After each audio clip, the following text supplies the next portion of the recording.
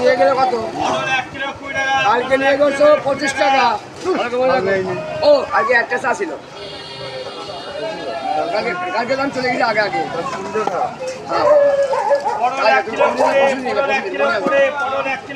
আরে কালকে চলে গেছি, কয়টা কদম চলে গেছি, কয়টা কদম চলে গেছি।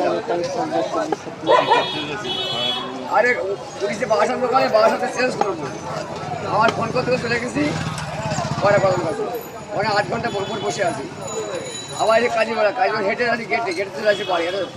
আমার নিয়ে আসে মোটর সাইকেল করে, আমার যে দত্তপুকুর তো কাজীপাড়া নামতাম, খালি 1 ঘন্টা আগে বাড়ি যায়। আগে তো ভালো আসিনি।